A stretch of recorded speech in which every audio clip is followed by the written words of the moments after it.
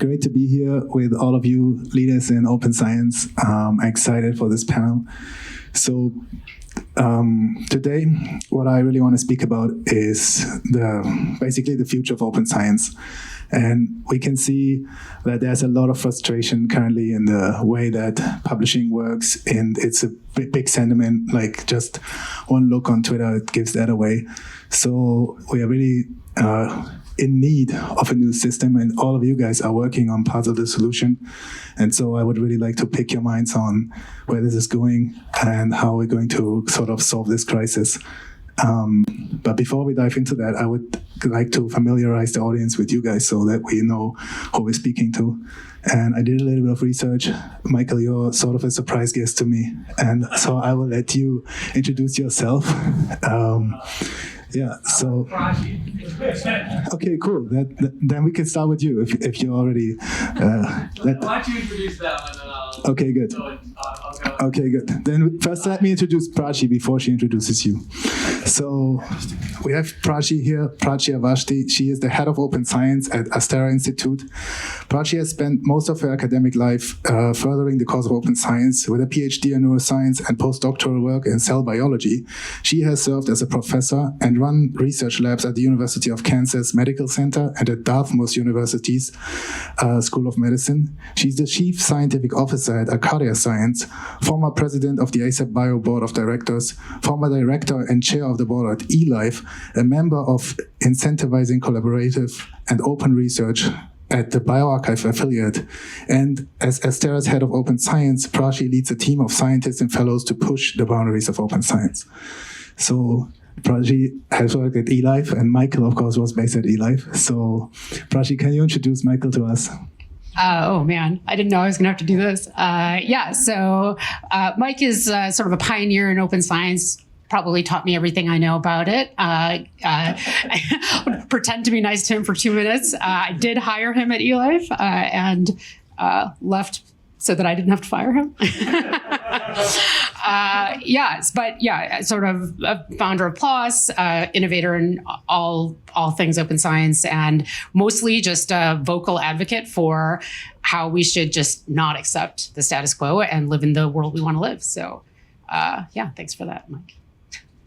Great, thank you, Prachee. So then here she's handing the mic over to Chris. Chris Holdgraf. He is the executive director of 2I2C. Chris has previously done a postdoctoral research in the Department of Statistics at the UC Berkeley, and a community architect with the Division of Data and Science at Berkeley is also what he did. He's also a member of the Project Jupiter.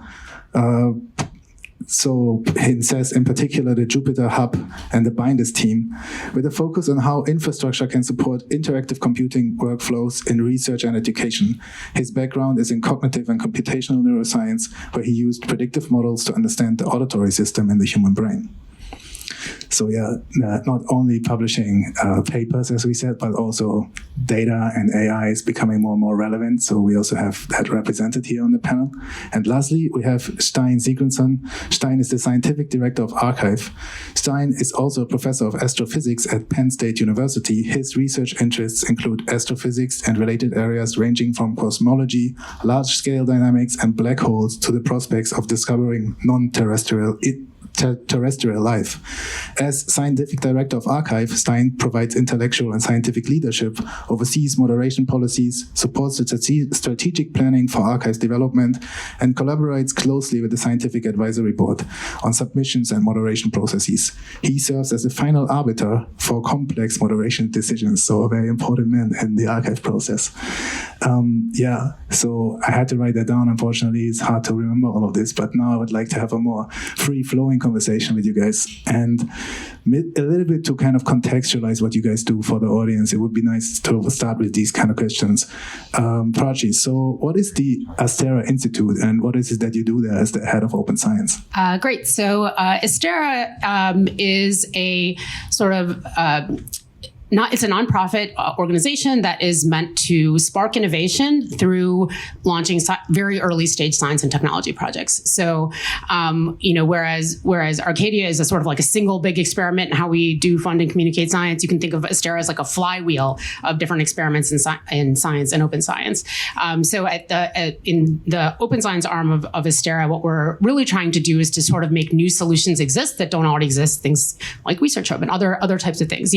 Over the course of many years, we've seen a lot of different initiatives like start and fail, and there are a lot of reasons for why those things fail. And so what I'm trying to do there is to say, like, can we bring together all of the ingredients that are really needed for like a successful solution for science, where we keep science as the North Star and not necessarily all of these other things. Like, we're not trying to solve every single problem about sort of getting everyone, to behave in a certain way or do a certain thing. There are a lot of people working on those types of problems. But for us, I actually now in this phase of my career really believe that, you can just like make a thing exist and change move the Overton window and make people like their reality be a little bit different if they can see something else out into the world. And when they see those solutions, it becomes much more tractable than trying to say, hey, this thing could exist and would you be interested in it? And everyone will tell you a million reasons why not and why it'll never work. But things change pretty quickly once it exists. So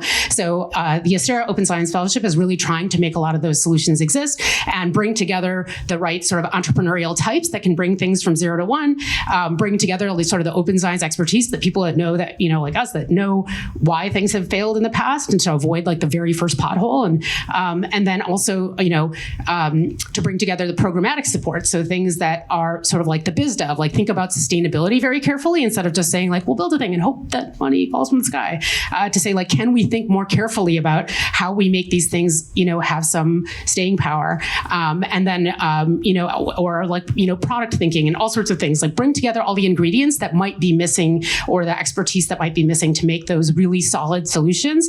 And then have those sort of incubated in-house. And sometimes I also say like, protect it from other funders. And I say that in the nicest possible way, but really to mean that, sometimes when you're sort of saying like, just get money from wherever you can get it now, often many open science funders are also funders of research, and then they are beholden to their researchers and the academic incentives and all these other things.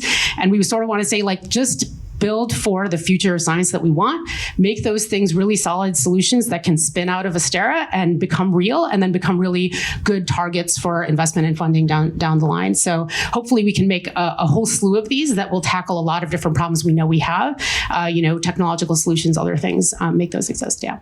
Okay, thank you, Prachee. Chris, for you, a similar question. So what is 2I, 2C, and what is it that you guys do there? So first off, I'm going to apologize. I have 2 children at home, and as a result, I am kind of losing my voice. So if I just like cut out, then I'll try to pantomime and answer with my hands. So I'm kind of coming here, I think, straddling 2 different worlds, and that is also relevant to 2I2C. So I have one foot in the open source community, and that's the sort of like collection of decentralized, usually globally distributed researchers, enthusiasts, technologists, some in academia, some outside of academia, who build a lot of the underlying infrastructure that facilitates the computational workflows, the workflows for like discovery, usually with data, that make up like the bulk of the scientific process before you ever get to the point where you're like communicating externally, what you have found. And I've worked with a number of those communities over the years, most particularly the Jupyter community and the scientific Python community. A lot of the technologies that I've worked on as a part of that, I think was mentioned before, ResearchHub provides centralized access to standardized environments and computational infrastructure so that people can access it remotely. The Binder project is around scientific reproducibility and allowing people to share their work in a way that people can just click on it and immediately interact with all of the environment and the code and the data necessary to do so. And the Jupyter Book project, which is about building on top of the standards and protocols in the Jupyter ecosystem and funneling it towards workflows more around scientific authoring and reading and communication. And I've worked a lot with those communities, and I've built a number of different kind of community services that weave together all of those tools for specific use cases in an earlier job, UC Berkeley's community of researchers and educators. As an example, and I promise I'm getting to 2I2C, when I was at Berkeley, we built something called Data Hub. And basically what the Data Hub is it weaves together all of these different tools that are generated by these distributed open source communities for a specific purpose as an internally managed service for educators, students, researchers in the Berkeley community. So it provides standardized access via a managed cloud service where the university entirely manages the infrastructure. They own all of the infrastructure. It's all run by these sort of like multi-stakeholder, openly governed communities. And it makes it much easier to access the research environments that you need to access centralized data or to access interactive computational material that facilitates like a course in data science. So 2I2C was created to effectively take that model and generalize it to the broader population of research and education communities across the world by, again, weaving together collections of open source infrastructure that facilitate the knowledge creation and sharing parts of the scientific process, utilizing totally open infrastructure where we are participants in those communities, but we are not the sole stakeholders of those communities. We are trying to be like healthy upstream contributors in this ecosystem of tools and standards and protocols, and then weave those tools and standards together for community-specific hubs that we manage on their behalf. So effectively what we try to do is straddle these two worlds of open source ecosystems and communities that build that underlying infrastructure and often need a lot more support than they actually have, and academic communities or research communities, I should say, that wants to use this infrastructure because they like the idea of open infrastructure and standards and protocols, but they lack the skills and capacity to weave them all together and manage those services on behalf of their community members. So we're trying to sort of facilitate a value exchange back and forth between those two areas and both support academic communities in having hosted managed services that facilitate knowledge creation with data and funnel resources back into maintenance and development and support for the open source communities that underlie all of that infrastructure. Okay, thank you, Chris. So I think arXiv needs less of an introduction as it is one of the biggest brands in what it's doing. But I would be interested, Steinn, what is it that you do as a scientific director? How are you directing arXiv? In what direction is it going? Yes, I hope everybody knows arXiv and has seen our state-of-the-art website. So arXiv, not a lot of people know this, but arXiv is moderated. We have about 250 volunteer scientists. Essentially, all of them are full professors or equivalent, although, as I like to point out, not all of them were when we recruited them. They are not anonymous. We ask you not to yell at them. But the general idea is we do a light touch moderation to keep the signal to noise finite. And that is done both by the moderators, it's very small administrative staff, and some interestingly rapidly growing tools we use in the background. We run our little baby AIs and some experimental tools, and then a heck of a lot of shell scripts doing crap. What I do is I coordinate and oversee the different sections of arXiv. arXiv started in physics, then rapidly grew into astronomy, mathematics, statistics. Computer science is now actually our largest section, thanks mostly to vision and machine learning stuff, which is all on arXiv. Our emphasis is on speed, and if you're on Twitter, you probably noticed that there's increasing complaints about holds. That's actually a bias signal, because people get put on hold or a small fraction, but they get really mad about it, and they basically yell at me. By the way, Sport arXiv, not part of arXiv, but don't yell at me about Sport arXiv or any of the other 50 archives. Although if you are mad about BioArchive, I'll relay it to Richard. Ideally, I don't get into individual papers, although occasionally I do, but basically I set the policies and coordinate the policies. I mostly look for process errors, and strange loops is a favorite phrase recently in arXiv. We are trying to refactor our code base, and part of that is to eliminate the possibility of strange loops in the system. which grew organically as the thing expanded over the years. I also am the person who literally I have a red button, and when I press it, the decision is final, and it's usually for coin flips or things where a rational decision cannot be made, but a decision has to be made. Oh, and I'm also the person named in lawsuits. All right, thank you very much. So You didn't know what to ask. no, I do, but so time really for that because we got to move on, and I think Eli will come back in our discussion. So I hope it will come back in our discussion very soon. But I would first like to ask. So journals, of course, fulfill a very important function in our society. They kind of are the arbiters of what is science and what we consider pseudoscience. If it doesn't get published, then it can't really have the same claim. And I'm wondering, are they still equipped right now in this age to fulfill this function that is hugely important for all of culture?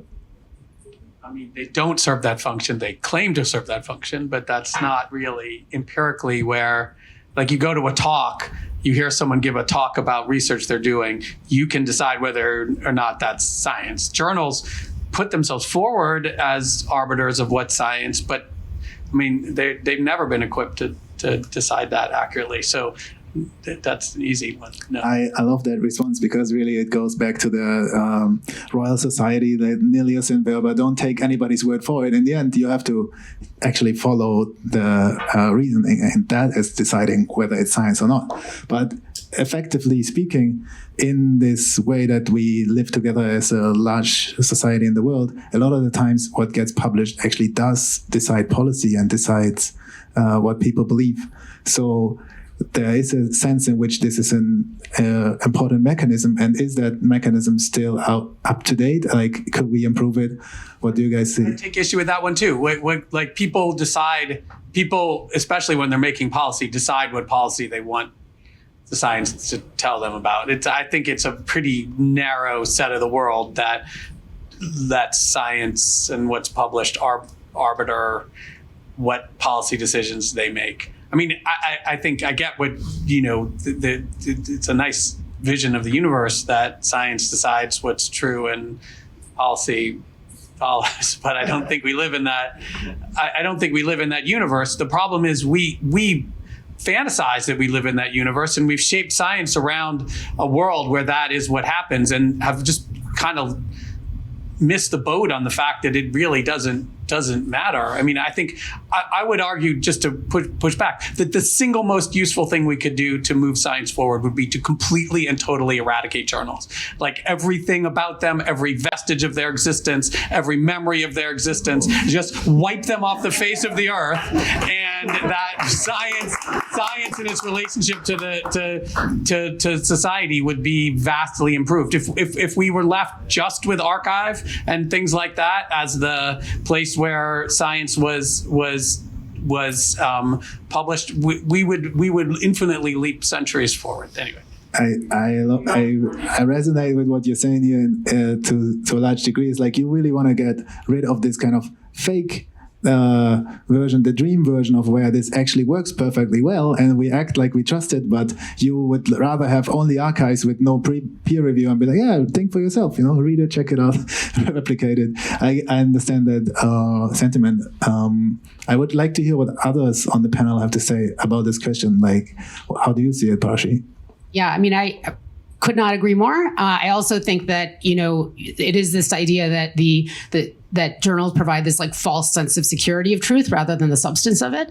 And we, like, as scientists, like, sell this to the universe. Like, I still cringe, when I hear about, like, oh, peer-reviewed research, as if like what three secret randos think the moment something drops is like the measure of truth, which it's not, and in fact, it's like far from it. We all know, and actually in the operation of science, we know that it's really whether or not science stands the test of time, and whether it can be built upon and replicated or tested. That is what will tell us, like, whether or not its rigor and its quality, like, that is what will determine it. So trying to sort of like paint it as if this like stamp of truth is the thing that will decide it is not just flawed, it's like dangerous to science, and it's actually not even how we operate. So when you think about science and something gets published somewhere, no matter where it is, even if it's supposed to be this fancy journal or whatever, if you are going to base your own science on it, you're going to replicate it in your hands before you start to just burn cash trying to pretend like it's real. So even in its operation, we know, and we train our students and we tell everyone to say okay, look at it with skepticism and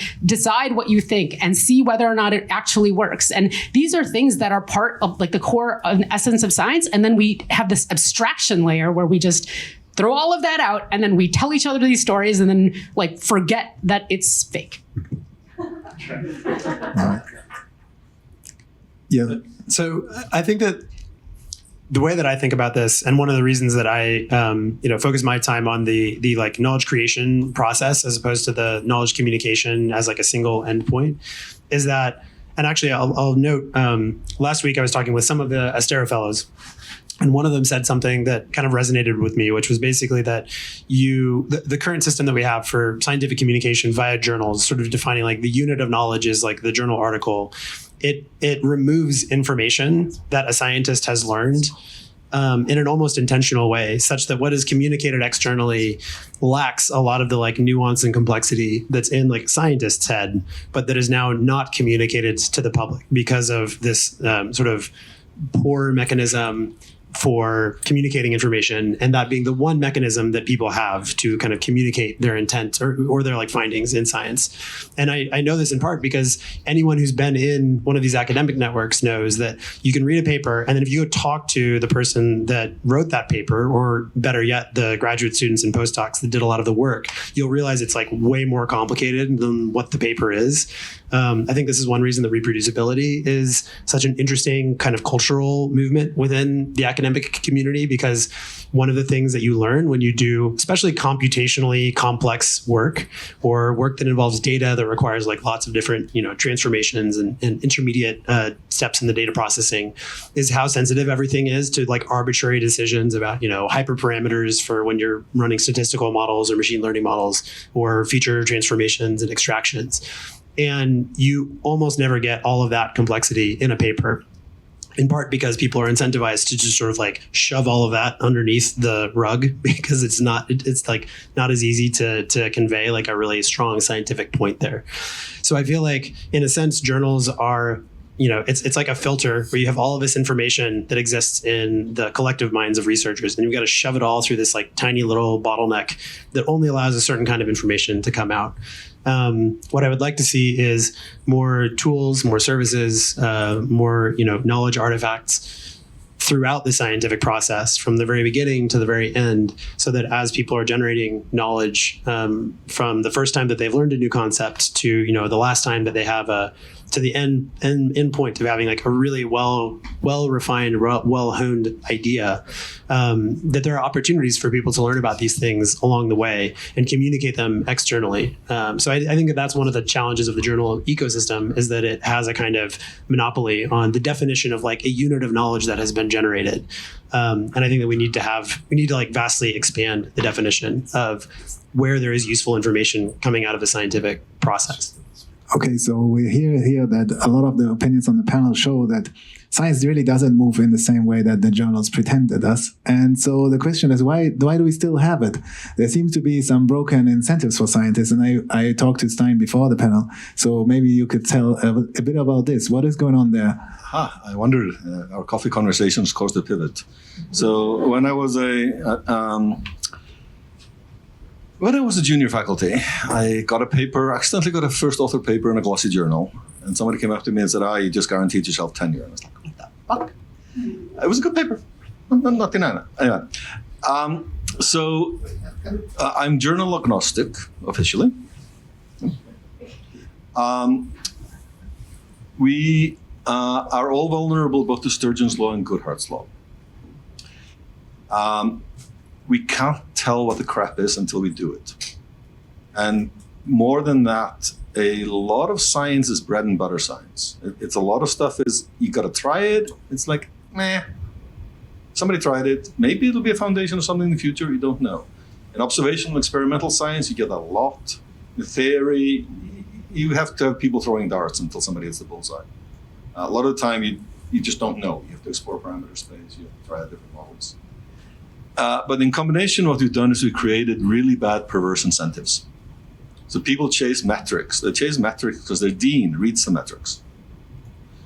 It's not even that much about money. I mean, money is nice, but honestly, a lot of people in science are not primarily money driven, but reputation is a very, very, very high thing. In that way, it's very similar to the open source stuff. There are major figures in the open source community that are really, it's reputation they crave, not rewards, material rewards.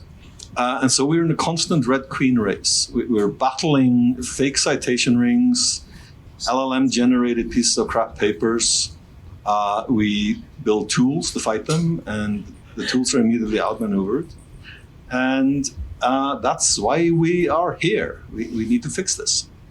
And it's under-resourced. The people playing this game are very clever. Fortunately, so are we mostly, but we need to fix it. And if I knew how, a lot of these conversations wouldn't have to happen. But the battle is there. All right, thank you. So you're talking here about chasing metrics, Goodhart's law. That's also something that we're really passionate about at ResearchHub. I know especially Pat is very passionate about this. And like a different way to approach it for us is to not only chase metrics, so to say arbitrarily, metrics that supposedly measure quality, but since we know people chase metrics, we could put incentives and actually set out metrics that we want to maximize and just like reward that. One thing that this leads me to is eLife, where eLife recently has lost their core metric that people used to chase in journals, which guarantees them tenure, which is the impact factor of a journal. Can you tell, Michael, did you follow that? And could you maybe talk a little bit about how did this happen? Why did eLife lose its impact factor? And what do you think is the impact of that? Like, is it good for eLife? Is it bad for eLife? Is it how do you think about it? Honestly, I don't give a shit whether it's good for eLife or bad for eLife. I care about what's good for science. I mean, I think first of all, it's easily the most ridiculous kind of thing that's happened around this. Is eLife, at least when it was founded, said it was founded as in direct opposition to impact factor, right? I mean, I think people know what impact factors are. They're just a dumb. They're a simple ratio of the number of times papers are cited to the number of papers with some bounded time over some bounded time interval, and it's allegedly some measure of the quality of the journal, although you can debate that. But it's obviously a dumb way to evaluate a particular paper. It always has been. Nobody argues otherwise. There's no good reason that this should exist. And eLife, justifiably, when it was founded, was started with the idea that we just don't care about impact factor. Because if you care about impact factor, you change the way you operate, right? It's not just an opposition to some bad statistic. It's because if you care about impact factor, you try to find papers that are going to be highly cited, and you try to not publish papers that you don't think will be highly cited, because that's how you get your impact factor. And journals can manipulate that. And so eLife, set out ostensibly, I don't think it actually did operate in a way that was trying to was independent of its impact factor. It just sort of pretended it wasn't looking. But when Prachee and I, were at eLife and trying to change the way that it was operating, we were doing things, like stopping whether the process of accepting or rejecting papers and just replacing that with attaching reviews to the paper. And the people who run Claravit, the company that doles out the impact factor, didn't like that, because they require some notion of there being a published paper, and we were trying to create something that broke apart the idea of there being a publishing in the first place. And so I think within their universe, they decided that eLife didn't fit their model, which is fine, right? But eLife panicked and decided that it wanted to try to keep its impact factor, because it's decided that everybody cares about impact factors. And so, my real truth is eLife should just said, this is awesome. We started this system in order to break the impact factor, and we succeeded quickly for reasons that they'll have to explain, because I no longer have anything to do with their decisions. They've decided to be a little less than celebratory about that fact. But I think, this is exactly what it looks like to break something stupid, is to do something that doesn't care about it, that kind of just breaks the system. I don't know, people should be happier that eLife lost an impact factor, because that's what it was set out to do, and it finally succeeded, and all of a sudden everybody's all worried about it now. I don't think it's going to have any difference, really. It shouldn't matter. It only matters if people are kind of arbitrarily decide it matters, and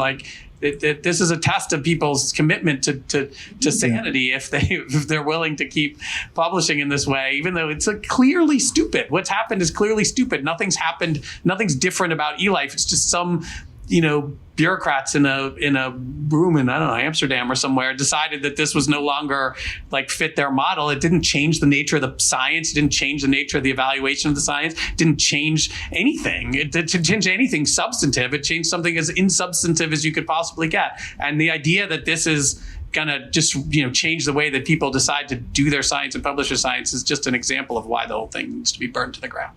Yeah, so you're basically transitioning to my next question. I have one question in here which says, if the whole thing was burned to the ground, how would you rebuild it? And Michael, you already gave us this answer in the very beginning when I didn't even ask. So I would like to have somebody else give their perspective on how they would rebuild the whole system if it was burned to the ground. Oh, that's what we're trying to do at Arcadia. So one of the things that we did was say, look, we're we have a for-profit company that we are doing in an open science context and trying to challenge the idea that that open science and commercialization are completely at odds with one another and not synergistic like we think it is, and can accelerate the science and make it better and help others build on it and just accelerate everyone's science. So basically, on the basis of all of these various experiments that have been going on in publishing, we sort of said okay, we're based on what we've learned from these various things, what should it be now? And really what we wanted to do is to maintain the things that are in service of the science and not in service of other things. So do things like make sure, any sort of peer review that would happen would be post-publication. So in a sort of preprint type model where we just post something. Author agency is key, just making sure that our scientists can put things out on the internet because we can, and that's where the situation we're in today. But maintain sort of things like persistent identifiers and indexing and things like Google Scholar, so that we can actually, the work can remain discoverable, so that people can actually search for it, find it, things like that. But then also in the absence of having these sort of gates and sort of pre-publication peer review, then what is it that actually matters, right? And so we wanted that to be an open conversation with the community. We don't accept private comments. If someone sends us a secret message, we're just post it publicly, because the discussion on the science is not just for the authors, but also for the readers, right? So all of these things that are quality, properties that are actually good for accelerating and advancing the science, these are things that we want to keep and get rid of the things that are not that. And then, so beyond that type of communication and peer review, again, because that's still just what people think when they read it at the beginning, it's actually the utility and the reuse of that information that's most useful. So the moment that a publication drops on Arcadia's site, the data is public, the protocols are public, the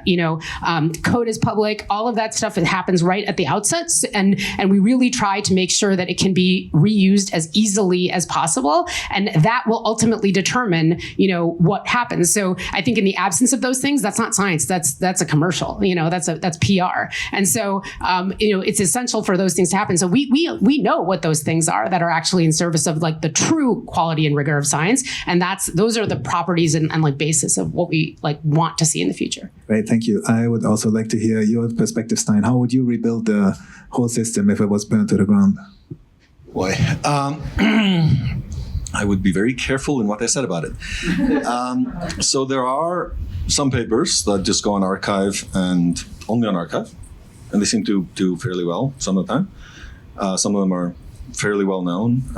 3 of my papers, since I'm at the point now where I do whatever I want, I think 3 of my papers right now are just on arXiv because there's no reason to send them to a journal, and they have 50 citations typically, which is okay. So arXiv has a section called arXiv Labs. Most of you probably don't know it. It's under the fold on the abstract page. That's a space where we can partner with people to try such things out. And we encourage people to try things and coordinate with us. One of the things we are terrified of is we don't hear about things that people are doing as an overlay on the open access system. And sometimes we accidentally break it. And if you just tell us, we'll proactively try not to break it, or tell you you're doing it wrong and you can do it better and faster. By the way, the people, if you're in the room, who are doing the DDoS on us accidentally, we know who you are. We're not going to publicly shame you yet, but we're getting really, really close, because you could do what you want without destroying us. How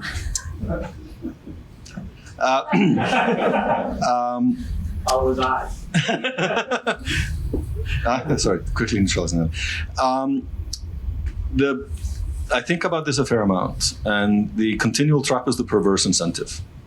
For example, various approaches that should be tried and are being tried have pitfalls that are dangerous. So, for example, the paying the reviewer comes up a lot. It's a very interesting idea. It's a way of closing the loop on the reward system. But then you generate an incentive for the professional reviewer, who then has an incentive to do reviews as fast and low effort as possible. Then you start getting LLM-driven reviews, and at some point you can't feed LLM stuff completely back into itself. Then you just get pure noise being generated. And there have to be breakers on these things. There have to be de-incentivizing streams. And I honestly have not thought about it big enough, or may not be the right person to think about it. But a lot of stuff should be tried. Something's going to bloom. Let's see. Please, yeah. I want to maybe say one thing here, which is usually when new technologies come out, like for example the internet, then the first step is to just copy what exists onto this new format, which is what journals have done. They just basically publish PDFs as if they would put them on library shelves, right? And I think one way to rebuild would also mean totally different formats that you can only do on the internet. And maybe your comment fits also into that domain. Yeah, so I mean, I think that when people ask questions like, how would you design the system? My first thought is like, I nor any one person should not be designing the system, right? And I go back to one of the earlier panelists in the previous panel mentioned the Paul Graham quote, like action creates information. And I think that it's important to note that like designing a system is a way to inject the biases of whoever that one person is that decided to design that system. I think the value of the scientific community and the scientific process is the sort of collective mind of everybody that's out there and all the different experiments that are tried. So designing the scientific journal system would be like asking like one scientist to like design the research agenda for their field. You're going to get a ton of bias injected by that person, and you're going to lose out on the creativity that comes with the randomness that is in everybody's individual minds. So when I think about it in terms of like, what are the sort of principles that you might want to follow to encourage innovation and experimentation and creativity? And that is something like, everybody's science needs to be as accessible and reproducible and reusable as possible. Like you want to define some kinds of norms that whatever comes out of it, it has to be easy for people to build on one another's ideas. I think that there should be, efforts around standardization and like the definition of, protocols and standard ways of talking about things as much as possible. Because I think one thing that we've seen in projects like Jupiter is that when you can get everybody to agree on something that is like arbitrary, but still requires people to agree on how to do it, then it actually has a huge difference in sort of opening up the bandwidth and the information channels and making it easier for people to collaborate with one another and build on one another's work. And then the last thing that I would mention is I think it would be important to try to avoid or try to build in safeguards to make sure that whatever system exists is not capturable by any one entity and doesn't just sort of reform into the current kind of like oligopoly that we have in the journal ecosystem. Because I think that once you have so much power concentrated in a relatively small number of stakeholders, then you lose out on the ability to innovate and create, because stakeholders sort of naturally have a tendency and an incentive to protect their own interests and to protect their own sources of power, which then transfers to protecting like the current state of the system rather than, a future better state that we might get to if we collectively moved in that direction. Okay, yeah, thank you very much. I see Michael is. I think I just want to echo this point. The problem isn't that we have the wrong system; it's that we have a system, right?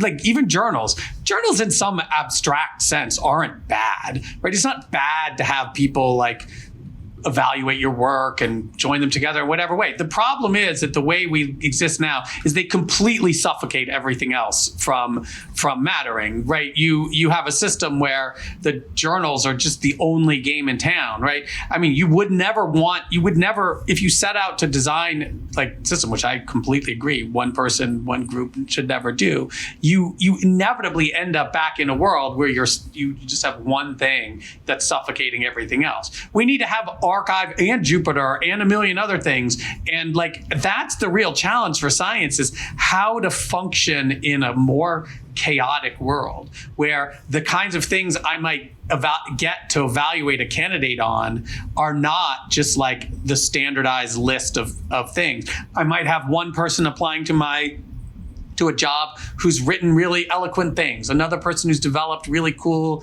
methods, another person who's dumping a bunch of code. Like we're just not comfortable with the kind of multifaceted, on the fly evaluation of people, ideas, science.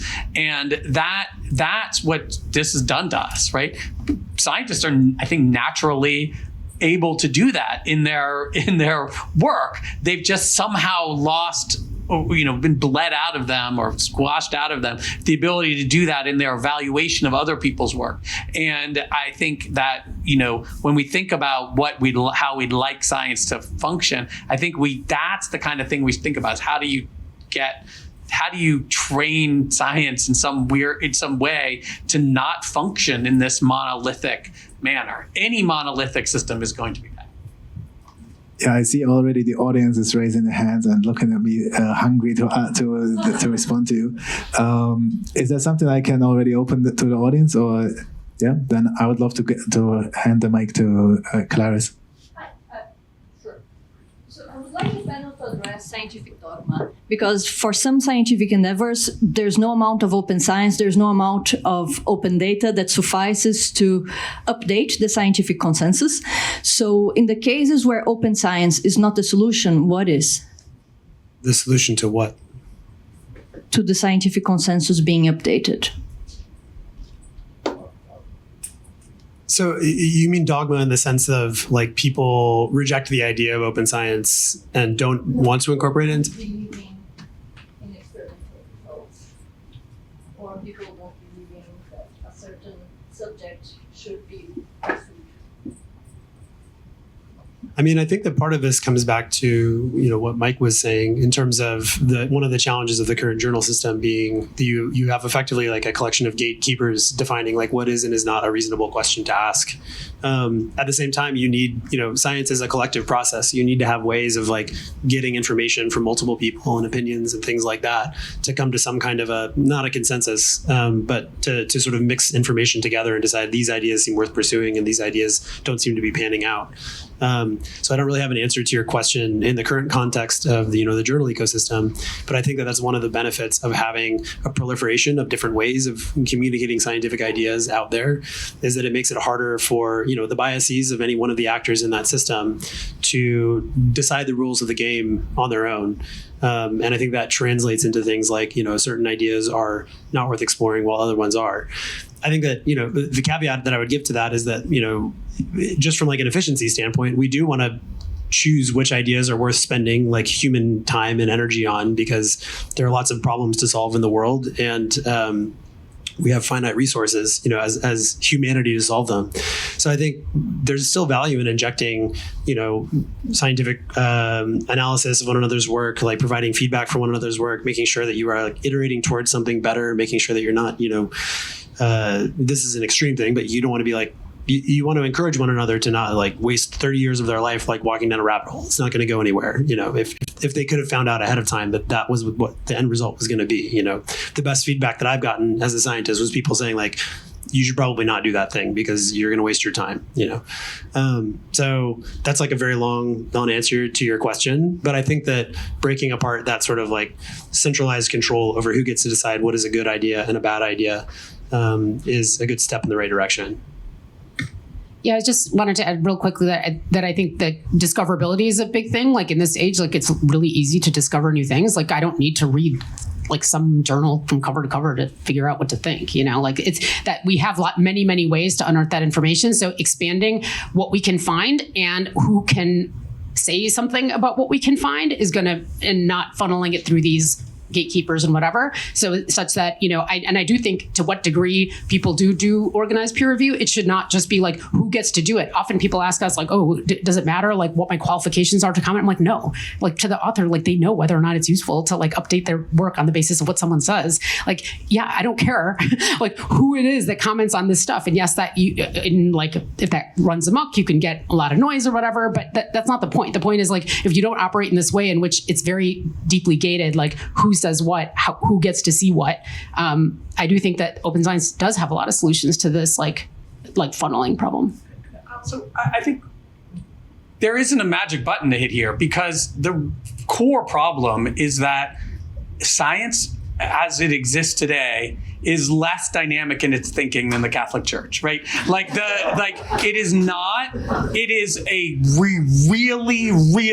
really intrinsically conservative endeavor. People are, you saw this all over the place around COVID, how really difficult it was for people to evaluate information on their own, to update their preconceptions, to like, everybody wanted to just have a consensus and go with the consensus. And like, it's true across everything. It's the major problem with publishing and open science is that everybody likes the status quo. Like, I think we started with this idea that like everybody knows that the publishing system needs to be fixed. That's just false. Everybody wants the publishing system to look like it did in 1953. And like, they want science to operate that way. It's like, I don't know what the solution is, but it is a truism that like people are really resistant in this field to new ideas, to new ways of doing things, to new information. And somehow like our long-term goal has to be to re-engineer the way that scientists think, or, I don't mean like top down, but like get rid of all the things that make science so conservative and figure out what it's going to take to like give people the freedom to like think and be rewarded for thinking. I don't know. I'm super pessimistic about it, to be honest. Like, it's all these years of watching the way the world has like just like repeatedly failed to grab opportunities to do science in new and interesting ways, and it's like, it's been depressing to see it happen. And like, but there's still so much potential, so many smart people and so many cool things. It's just like somehow we haven't broken through that knot. So.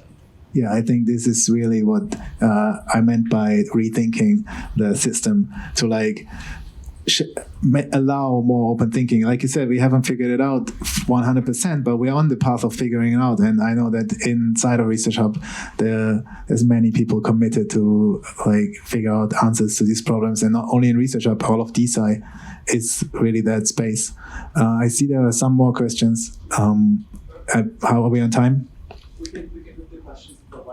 We have to move the questions to the lunch. I see that you guys will have fruitful discussions, and this is also a really good point to end. Thank you, Michael, for the passionate point here.